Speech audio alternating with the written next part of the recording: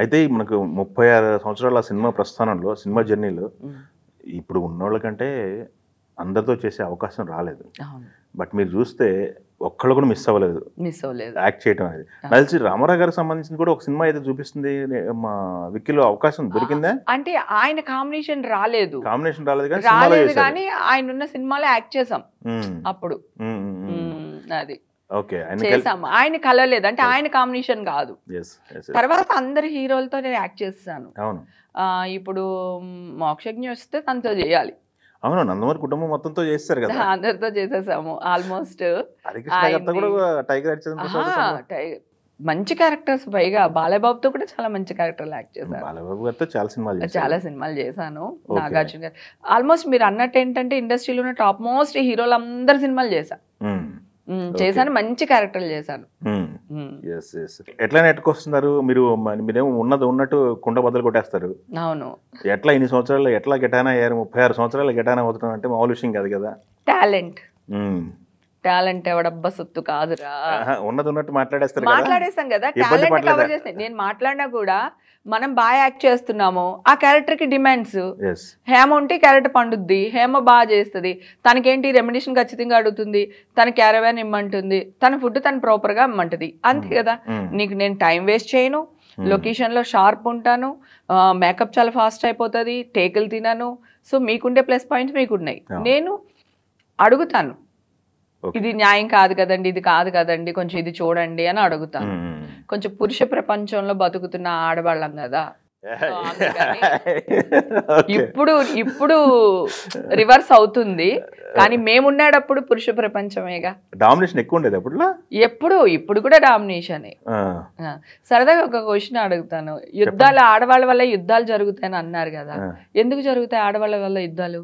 చెప్పండి, మీరు చెప్పండి, మీ ఒపీనియన్ అంటే చెప్పండి. అంటే నా ఒపీనియన్ కాదు, జనరల్ గా ఆడవాళ్ళ ఒక ఆడదాని వల్ల రాజ్యాలే కూలిపోయినాయి అంటారు. అవును, ఒక ఆడదాని జోలికి వస్తే రాజ్యాలు కూలిపోయినాయి, రైట్? కానీ అది ఎవడు అన్నాడు, ప్రొనౌన్సియేషన్ తప్పు ఉందంటారు. అది అలా తొక్కే పడ్డాం మేము, అంతే. కానీ యుద్ధాలు చేసింది ఎవరు? మీకోసమైనా యుద్ధాలు చేసింది మగాళ్లే కదా. అదే అంటే నేను ఆ మగాళ్లే ఆడదాని కోసం యుద్ధాలు చేస్తారన్నారు. ఆడదాని జోలికి వచ్చి దానికి ఇష్టం లేకుండా దాన్ని బదనాం చేయడానికో దాన్ని చెరపట్టడానికో నువ్వు కన్నేసిన వల్ల నువ్వు చచ్చావు, నీ రాజ్యం పోయింది.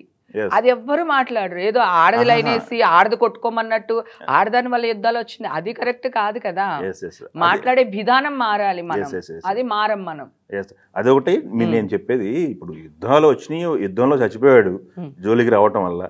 చంపింది ఎవడు? ఇంకొక మగాడే కదా. ఎవరి కోసం చేసాడు? ఇంకొక ఆడపిల్ల కోసమే చేసింది. అటు చేసింది కూడా ఇంకొక మగాడే కదా. అసలు నువ్వు ఎందుకు వెళ్ళావు? వాడెందుకు నేను చంపాడు? నిన్ను ఎవడెళ్ళమన్నాడు భయ్? ఆడదాన్ని నువ్వు ఆడదాన్ని కొంగు పట్టుకుని నిన్ను ఎవడు లాగమన్నాడు? ఆడదాన్ని జుట్టు పట్టుకుని ఎవడు లాగమన్నాడు నిన్ను? నువ్వు లాగేవు, నీ కర్మది. నువ్వు అనిపించు, అది మగాడి వల్ల అయిందా, ఆది పరాశక్తి వచ్చి నరికేసిందా, లేదా పక్క మగాడు వచ్చి నరికాడా, అది కాదు కదా ఇక్కడ సమస్య. నువ్వు ఆడదాన్ని చెరబట్టావు, నువ్వు సర్వనాశనం అయ్యావు, ఇది కదా చెప్పాల్సిన విధానం, ఇది కదా. చాలా మార్పులు అన్నమాట. ఇప్పుడు జనరల్ గా మగవాడిని తిట్టాలబ్బా, నేను తిట్లేమున్నాయి చెప్పండి? మామూలుగా అడుగుతున్నా, ఏమన్నా ఉన్నాయా? డాష్ డాష్ డాష్ డాష్, దాని ప్రతి దాని ముందు లేడీ ఉంటది. క్రియేట్ చేసింది ఎవరు? మగవాడేగా. రాసినవి అన్ని మగాళ్లే కదా. భారతాలు తర్వాత కదా ఆడవాళ్ళు రాయటం మొదలు పెట్టారు నాన్న. ఫస్ట్ రాసిందంతా మగవాళ్లే కదా. ఆడపిల్ల ఇలా ఉండాలి, ఆడపిల్ల మగాడు ఎలా ఉండాలి ఏ గ్రంథంలో రాయలేదు, ఆడపిల్ల మీదే రాశారు. అంత ఇంపార్టెన్స్ ఇచ్చారు, చాలా ఇంపార్టెన్స్ ఇచ్చారు. అదే అదే ఇచ్చారనే చెప్తున్నాను. ఆడదింట్లో ఉండాలి, అందుకే ఆడవాళ్ళని ఆడ కుక్కల్ని కూడా వదలట్లేదు జనాలు. అది కాదు అసలు చెప్తున్నాను. మగాళ్ళు వాళ్ళు, నేను అనేది ఆడదాని శరీరం మీదే మగాడు పరువు ఎందుకుందని అడుగుతున్నా కదా. ఎందుకు రాసిన, ఎందుకు? ఇప్పుడు కానీ నా పరువు పోతుంది అంటాడు అన్న, లేదా వాళ్ళ నాన్న నా పరువు పోతుంది నీ వల్ల అంటారు. ఎలా? నీ పరువు మేము ఎలా తీసేస్తున్నాము? సింగిల్ గా తన ఫ్రీడమ్ తనకి ఇచ్చేయాలి అంతే. అంతే. నువ్వు చూసే విధానం బట్టి ఉంటుంది. నువ్వు చెల్లిని ఒకలాగా చూస్తావు, పక్కింటావుని ఒకలాగా చూస్తావు, అది నీ తప్పు. సప్పు నువ్వు సరిదిద్దుకోవాలి, మగాడిగా మీరు సరిదిద్దుకోవాలి, అంతే తప్ప ఆడవాళ్ళు సరిదిద్దుకోవద్దు. ఆడవాళ్ళు ఎప్పుడూ అలాగే ఉన్నారు. చూసే విధానం మారితే మనం పెంచేటప్పుడు కూడా ఆడది ఎలా ఉండాలో చెప్పాలి, ఎలా ఉండాలో తెలియాలి అని మాట్లాడతారు జనరల్గా. ఎలా ఉండాలో చెప్పండి అని అంటారు మాట వరుసకి. అసలు ఆడది మిమ్మల్ని కనింది, మీరు ఎలా బతకాలో నేర్పించింది ఆడది. అంతే కదా. మీరు ఎలా తినాలని నేర్పించింది ఆడది, ఎలా చీదుకోవాలని నేర్పించింది ఆడది నీకు. అలాంటి ఆడదాన్ని నువ్వు నేర్పిస్తావా ఆడది ఎలా ఉండాలి అని?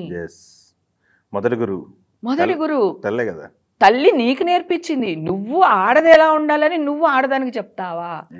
ఎక్కడికి వెళ్తున్నాం బంగారం కదా. నేను ఇదే విషయాలు కొంచెం గట్టిగా మాట్లాడనుకో, అమ్మో హేమ అరుస్తుంది లేదా ఇంకోటి అంటారు. అందుకే నేను ఈవేళ ఇంటర్వ్యూ చాలా సాఫ్ట్ గా నవ్వుతూ చేయాలని వచ్చాను. నేను అడిగినది కరెక్టా కాదా? మరి ఎందుకు అలాగా అంటున్నాను? సో ఇప్పుడు ఒక అమ్మాయి ప్రాస్టిట్యూషన్ చేస్తుంది అనుకున్నానా, ఆ అమ్మాయి ప్రాస్టిట్యూట్ అని చెప్తున్నాం కదా, మరి ప్రాస్టిట్యూట్ దగ్గరికి ఎవరైతే వస్తున్నారో అతన్ని ఏమనాలి? ఒక అమ్మాయి తనకి తను సెల్ఫ్ గా ప్రాస్టిట్యూట్ అవ్వలేదు, ఒక మేల్ అమ్మాయి దగ్గరికి రాబట్టి లేకపోతే మనీ ఇవ్వబట్టి ఆ అమ్మాయి ప్రాస్టిట్యూట్ అయ్యింది కదా. సో ఇలాంటివన్నీ రెండు కోణాలు ఉంటాయి, ఒక్కళ్ళని ఎక్స్పోజ్ చేయొద్దు అంటారు మీరు. అప్పుడు కూడా అంతే, వాళ్ళని పట్టుకున్నాం వీళ్ళు పట్టు స్ప్రింగ్ ఆపరేషన్ చేసాం, ఎన్నో ఉన్నాయి ప్రపంచంలో, ఎన్నో నష్టాలు జరుగుతున్నాయి, యుద్ధాలు జరుగుతున్నాయి, ఎక్కడ పడితే అక్కడ బాంబులు వేస్తున్నారు జనాలు కదా.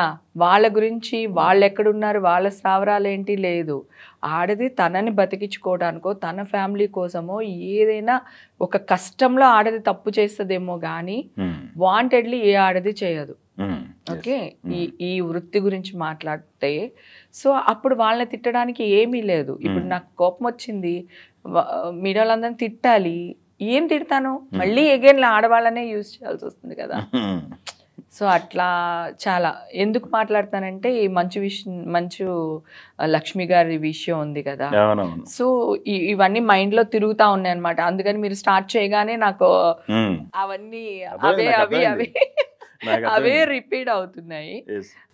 అయితే అది తప్పు కదండి. మీరు ఛానల్లో మేము వచ్చాము, మీరు 10 సార్లు అడిగితేనే కానీ మేము రాము, మీకు ఉపయోగపడడం కోసం వచ్చాము కదా. ఈ ఇంటర్వ్యూ వల్ల నాకు 10 సినిమాలు వస్తాయా లేకపోతే 10 వస్తాయా, కానీ జనాల్లో అరే హేమక్క వచ్చింది, హేమక్క మాట్లాడింది కరెక్టరా, లేకపోతే అవును హేమక్కని మోటివేషన్గా తీసుకోవాలి, ఇట్లాంటివి తప్ప మాకు ₹1 లాభం ఉండదు కదా. సో అలాంటప్పుడు అడిగినప్పుడు చాలా జాగ్రత్తగా అడగాలి. ఆడపిల్లలం కదా, మీరే అన్నారు కదా పూజిస్తాము దేవతలు మీరు అని, ఆ దేవతల్ని మీరే ఇట్లాంటి క్వశ్చన్స్ వేసి, అది బాధ్యత గల పోస్ట్లో ఉన్నారు మీరు. ఒక జర్నలిస్ట్ అంటే ఎంత పెద్ద బాధ్యత, ఒక పెద్ద రెస్పాన్సిబిలిటీ కదా. సమాజానికి మేలు చేస్తుంది జర్నలిస్ట్ కదా. ఒకప్పుడు న్యూస్ కోసం చచ్చిపోయే వాళ్ళం, రేడియో ఉంటే 100 మంది రేడియో చుట్టూ కూర్చునే వాళ్ళు ఆ వార్తల కోసం. ఇప్పుడు ఏమైపోయింది? సో ఒక ఆడపిల్ల ఒక ఏజ్ లో ఏ బట్టలు వేసుకోవాలి ఏ బట్టలు వేసుకోకూడదు కూడా డిసైడ్ మీరే చేస్తారా? మీరు బట్టలు లేనప్పుడు చూసింది మేము, కన్నది మేము, మీకు బట్టలేసింది మేము, మేము ఎలా ఉండాలో మీరు చెప్తారా? ఇది అసలు కరెక్టేనా? అయితే దానికి నేను రియాక్ట్ అయ్యాను, అలాగే లక్ష్మి గారు రియాక్ట్ అయ్యారు. సో మాస్టర్ చేసిన వాళ్ళు కూడా రియాక్ట్ అయ్యి మూర్తి గారితో మాట్లాడడం జరిగింది. ఆయన బహిరంగ క్షమాపణ లెటర్ మాకు పంపించారండి. సో ఫస్ట్ స్టెప్ సక్సెస్ అయ్యాం, సంతోషంగా ఉంది. ఇప్పటి నుంచి ఏ యాంకర్ అయినా సరే ఏ క్వశ్చన్ అడగాలి, ఏ ఆన్సర్ చెప్పాలి, ఎలా మాట్లాడాలి అనేది తెలుస్తుంది. మార్పు మంచిదే కదండి. సో మార్పు వచ్చింది. సో ఆ జర్నలిస్టుల నా సోదరి మనులకు అందరికీ కూడా కృతజ్ఞతలండి. Thank you so much. మీరు అందరూ రియాక్ట్ అయ్యి సారీ చెప్పించినందుకు చాలా సంతోషంగా ఉంది. అలాగే మూర్తి గారు మీ వయసుకి నేను ఎప్పుడు మర్యాద ఇస్తాను. థ్యాంక్ యూ సో మచ్ అండి, మీరు కూడా బాగా రియాక్ట్ అయ్యారు. Thank you sir.